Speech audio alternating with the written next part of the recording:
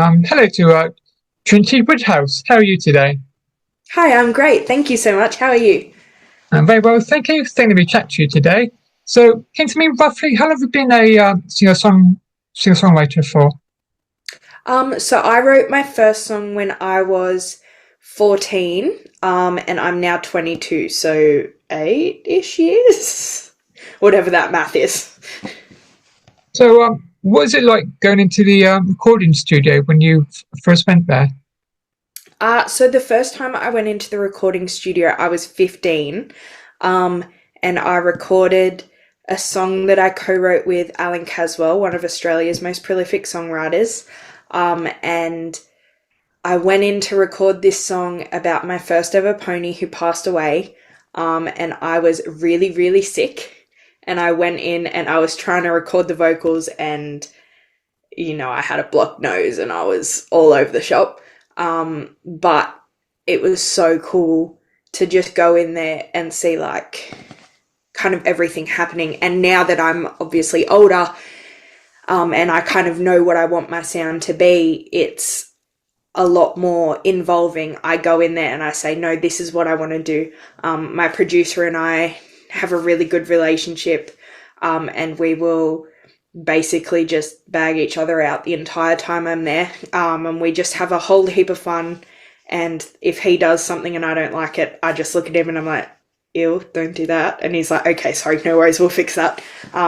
So now it's a lot more of a relaxed social thing now that I kind of know what I'm doing and I've done it a few times. So I really enjoy going into the studio.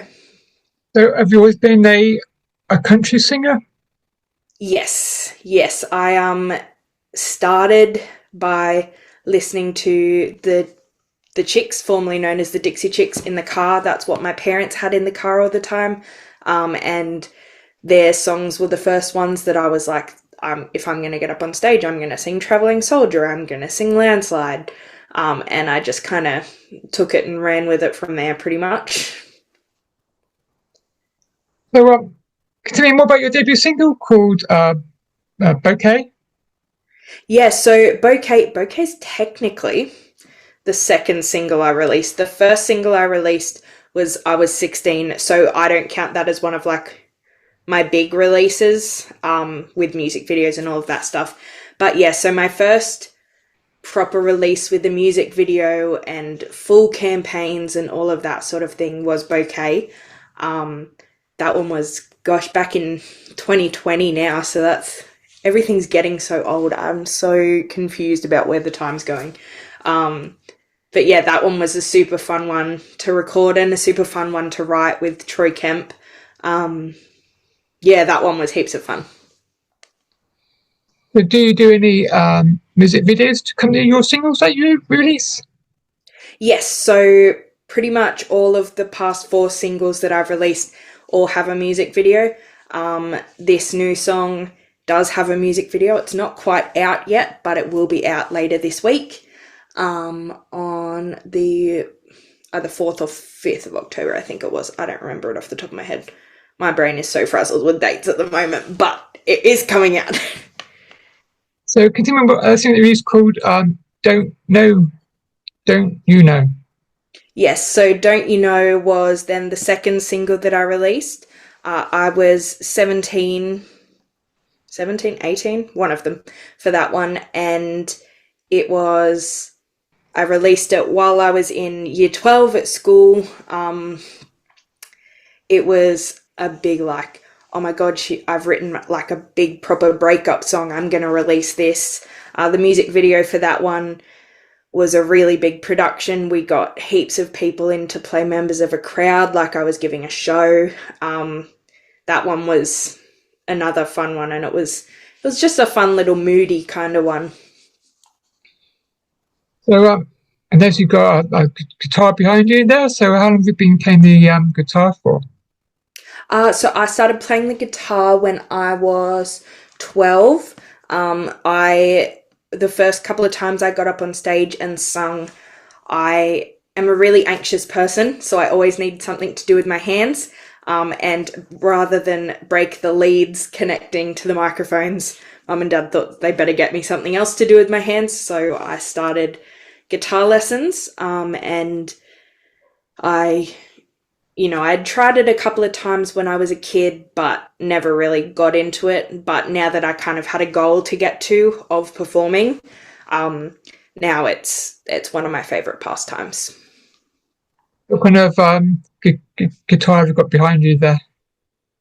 That one is an acoustic bass, and then so I'm in my office at the moment where I teach. I teach vocals and guitar lessons to kids during my week. So I've got about 8 other guitars in this room because it's just absolutely packed to the brim.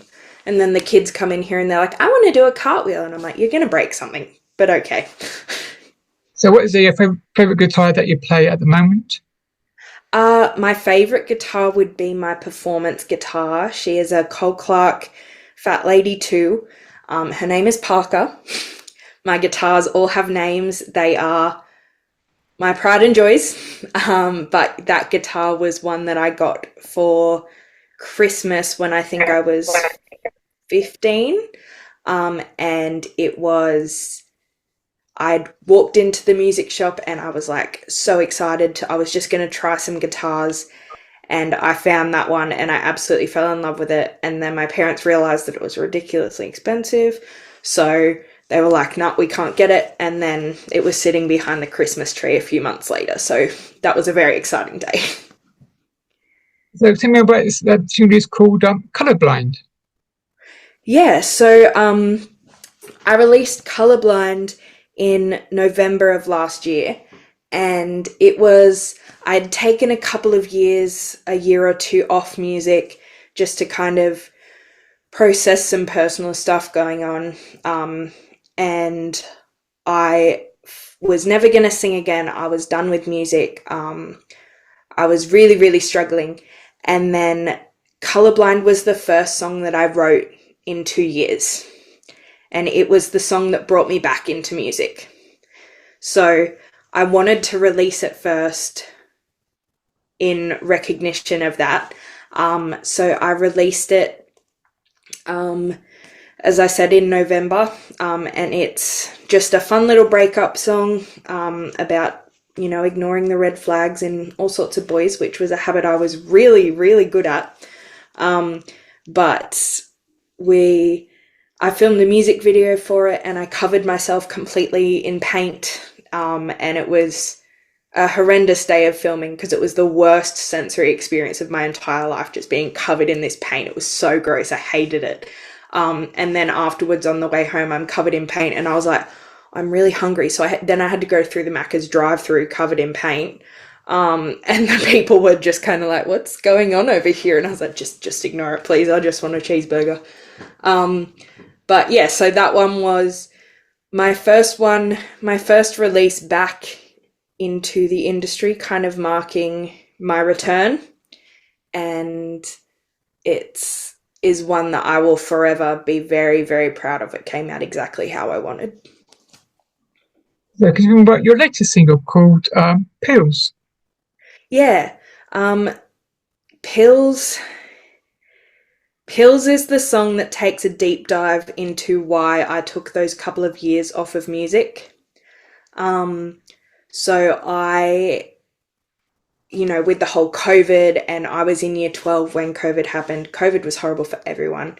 But COVID for me was a really big catalyst for some mental health issues to rise to the surface. Now, what I've learned since then is that those things were always there. They just hadn't come to the surface enough, and COVID just happened to happen at the same time as my my year 12 HSC exams and my big exams for year 12. And I was planning on releasing an EP and all of this sort of stuff. And it basically just got too overwhelming and I just shut down and went, nah, everything's stopping. I can't do any of it. So Pills, I wrote the first verse and chorus when I was in a very dark place and I had a lot of anger, because I think something that's not spoken about with mental health, and I'm so thankful that we are starting to talk about mental health a lot more now, but I think something that's not spoken about enough, is that once you ask for the help, that doesn't always mean that everything's magically fixed. There's a lot of work that goes in after asking for help, and there's a lot of trial and error. And frankly, you just don't know the best solution for you without trying things. And for me, my biggest setback in that area was medication, trying to work out what medication worked best with my body and my brain. And you have to take these medications, you have to be on them for multiple weeks, and sometimes they work great, and sometimes they do the complete opposite and they make everything 10 times worse, but you don't know until you try it. So I had a lot of anger and resentment around this recovery because I was like, well, why can't you just fix it? Why can't you just give me a tablet that's going to fix everything? And the other thing was, why do I have to put in the work to fix something that I didn't break? Now, that took a lot of work to get over. I say get over. I think that that's something that's probably always going to be in the back of my mind, but I've learnt to accept where I'm at. And that to me is really what Pills is about. It's about accepting where we're at and knowing that recovery isn't linear. And as much as I would love it if nobody could relate to Pills, unfortunately that's not the case. So if one person can hear this song and feel a little less alone, then I've done my job. So are you working on any new music in the near future? I have songs that I plan on releasing. At the moment, after Pills, I've got less than 6 months until my wedding. And then after the wedding, I'm going to get back into the recording studio. Whereas before that, I'm going to be a little bit broke. So I'm expecting to not have enough money to go into the studio before the wedding. But hopefully from June onwards next year, hopefully I'll be back releasing. You did mention before that you was going to thought about releasing an EP. So release an EP in the future? Ideally, eventually, I'll bring out an EP. I did have one all set to come out in 2021, but then unfortunately, everything in my life kind of exploded, so that kind of fell by the wayside and never ended up happening. But I do definitely still want to have an EP at some point. It's a little bit hard with today's day and age with having physical copies because no one has CD players anymore. But obviously everyone still streams it all, so it's just kind of weighing up the pros and cons for that sort of thing. But it's definitely on the cards, something that I'm definitely considering, yes. Yeah, I prefer CDs to streaming, even though I do stream, but much prefer the good old physical copies that artists release. Yeah, I have noticed a lot of people just like getting them, even if they can't listen to them and they still listen to them on streaming or whatever, having the physical CD seems to be like a collector's thing, so. Yeah, plus you can get the artist to autograph it, maybe worth some in years to come, never know. That's true. So, what's it like being a independent artist for you? That's a really good question. It can be kind of rough, but I enjoy having my own say over my work. It's an important thing to me that I bring the consistency that I want to my music. I do my cover gigs on my weekends, which obviously they're cover gigs. They're pretty repetitive. Every weekend I do 2 to 3 a weekend. So that is different to then what I want to do with my Trinity Woodhouse thing with all of my original music. Ideally, I'd get to a point of doing shows of original music. But unfortunately, people just aren't interested in that until they have heard you sing a few times. So We start with all of the cover stuff, which I'm lucky to be agency backed by a local booking agency for my cover gigs. But as far as my releasing and stuff like that, it's all, it's all self-funded. It's all self-arranged. You've got to do the miles, I guess, to get to where you want to get. It is what it is. So, how did you come across RTC Records and Rock This Country? Sorry, what was that? How did you come across RTC Records and Rock This Country, Nardia Drayton?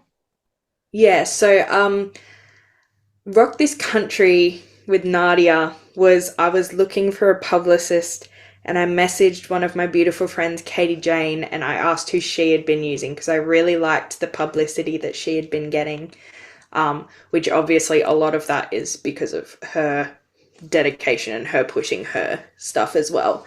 But I wanted to see like kind of where she was coming from, and she recommended Nardia to me. And I got in contact with Nardia probably about a year ago, and then my world just got hectic. I got engaged, all of this stuff, all of work, and just this year has gone by so quickly.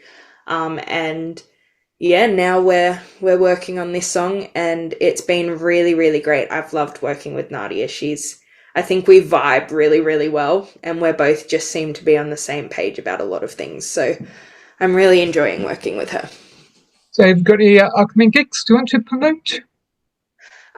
Most of my gigs are just cover gigs at the moment. All of those are listed on my Facebook and Instagram pages. I post monthly gig guides, and then I post little weekly ones as well. So if anyone would like to catch me at a gig, they're all uploaded onto social media so that I don't forget where I'm going. Thank you. Let me chat to you today. Thank you so much for having me. Enjoy the rest of your day.